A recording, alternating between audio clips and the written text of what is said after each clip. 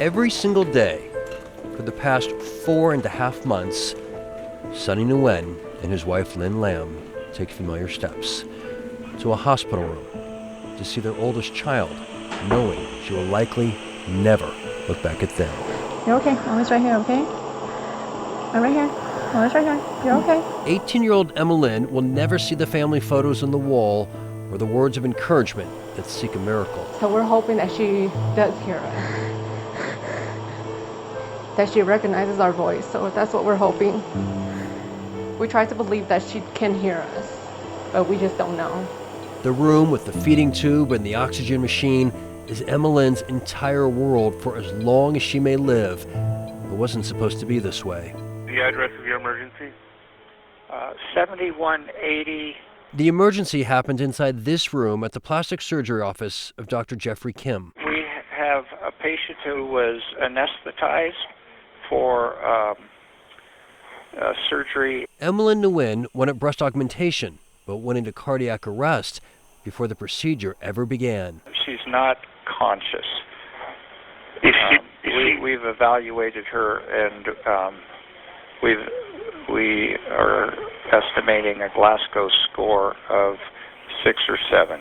Patients with a Glasgow coma score of 7 or less are considered comatose. What should have been a very standard procedure turned into a nightmare for her and her family. Attorney David Woodruff represents Emmeline's parents. She was unobserved. No one watched her for about 15 minutes. A nurse comes into the room and finds her blue. Woodruff says the staff used CPR to restore Emmeline's heartbeat, but then he says they did something unforgivable. They leave her there on the operating room table for 5.5 hours and don't call 911 for 5.5 hours while Emmeline's mother sits in the waiting room, unaware of what's happening. The doctor finally came back out to tell me that I wasn't able to go back there to check up on her. But she's still doing fine. She's young. Maybe that's the reason why she's taking longer to wake up. You don't let my daughter sit there because you thought she's gonna wake up. Emmeline never did wake up. An MRI shows permanent brain damage. Her heart works, but only with artificial help. Our body is still there, but she's not there. So we feel like we lost a daughter. I just want to find out the truth, what happened, and prevent this from happening to other people. What happened, according to their attorney, is something went wrong with the anesthesia, either too much of it or administered incorrectly. And because David Woodruff says Emmeline wasn't monitored for 15 minutes, she now faces a lifetime of emptiness. She will remain in a nursing home, essentially non-functional, with someone feeding her through a tube for the next 50 years. The surgical center has since relocated, but Dr. Kim, unwilling to talk with the problem solvers, is still practicing.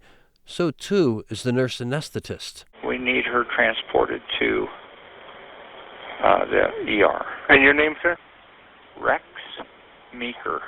Rex Meeker, who administered the anesthesia, was sued in 2009 after a woman who sought breast enhancements died following brain damage on the operating table. That case was settled on confidential terms. We thought that's going to be easier every day, but it doesn't. It's really hard to see her this way. Especially when her parents look at old photos. This framed photo gallery shows her progression each year, from a little girl to a teenager to her senior photo, never predicting a few months later her aspirations would end on a surgical table. I feel like she have no future left. She always wanted to go travel the world, live life to the fullest and have fun. So I would never want this to happen to anybody. So horrible feeling to watch your child suffer.